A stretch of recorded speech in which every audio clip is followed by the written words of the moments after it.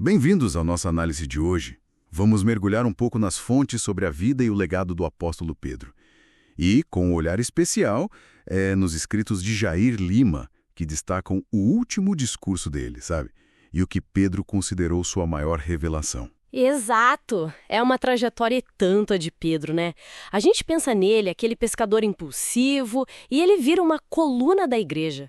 Fez coisas notáveis, tipo andar sobre as águas, aquela pregação no Pentecostes que converteu milhares, curas. Nossa, a lista é longa. Dizem até da sombra dele curando. Sim, são feitos impressionantes. Mas o ponto que o Lima levanta, e que é bem interessante, é que perto do fim da vida, Pedro, ele não foca nisso para deixar como legado, né? Na última carta dele, 2 Pedro 1, ali pelos versículos 13 a 16, ele escolhe destacar um momento bem específico. Por que será?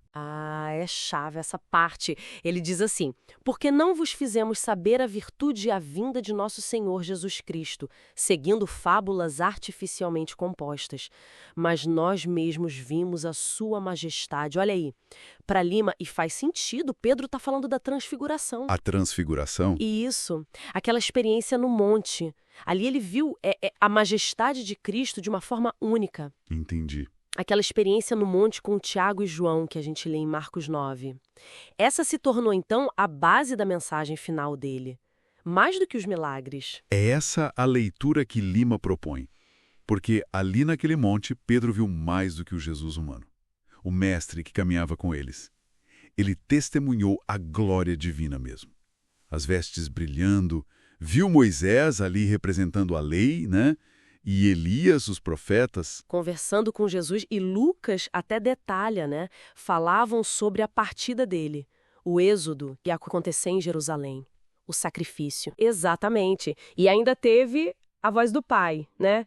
Vinda da nuvem. Este é o meu filho amado. A ele ouvi. Uma confirmação, muito poderosa da identidade de Cristo. Colocando ele acima de tudo. Precisamente. Essa experiência direta, sabe? Ver e ouvir a majestade de Cristo. Isso meio que recalibrou tudo para Pedro. Não era mais só seguir um líder humano incrível. Era ter estado na presença do Deus glorificado. E essa visão, então, teria alimentado a coragem dele depois. Com certeza. Pensa só, o mesmo Pedro que negou Jesus com medo, pouco tempo depois está lá em Atos 2, no Pentecostes, proclamando o Cristo sem hesitar, para milhares de pessoas.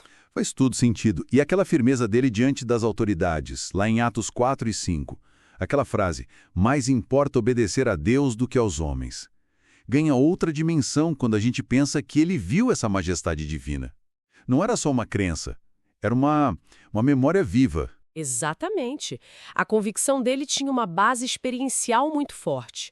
Aquela ordem do Pai no monte, a ele ouvir, virou um imperativo para ele, né? Acima de qualquer ordem humana. E é interessante pensar como essa convicção profunda conviveu com as falhas dele, que são bem conhecidas. A negação é a mais óbvia, claro. Mas teve também aquele episódio em Antioquia, anos depois, que Paulo conta em Gálatas. Pedro meio que cedeu à pressão social, né? E Paulo repreendeu ele. Mostra uma complexidade. De fato, a história dele não esconde as quedas, mas o ponto crucial é que também mostra a restauração pela graça. Aquele diálogo com Jesus ressuscitado em João 21, apacenta as minhas ovelhas, é um momento de perdão, mas também de reafirmação do chamado dele. É muito forte. Essa dinâmica de errar, ser corrigido e ser levantado de novo é marcante. Mostra uma humildade que foi, forjada na caminhada. E essa jornada toda, segundo a tradição, termina no martírio dele. Dizem que ele pediu para ser crucificado de cabeça para baixo. Sim, por se sentir indigno de morrer igual ao Senhor dele. É um testemunho final de submissão àquela majestade que ele viu lá no monte. Fecha o ciclo, né? Nossa, que perspectiva. Então, resumindo o que as fontes analisadas por Lima sugerem, o legado que Pedro escolheu deixar não foi sobre o que ele fez, mas sobre a realidade transformadora de ter visto a glória de Cristo. Era essa a majestade que ele queria que ficasse gravada na igreja. Perfeito. A liderança, a fé de Pedro, tudo isso se ancorou nessa visão. Ele se tornou a pedra, como Jesus disse, não pela força dele mesmo, mas pela revelação daquele sobre quem a igreja toda é construída.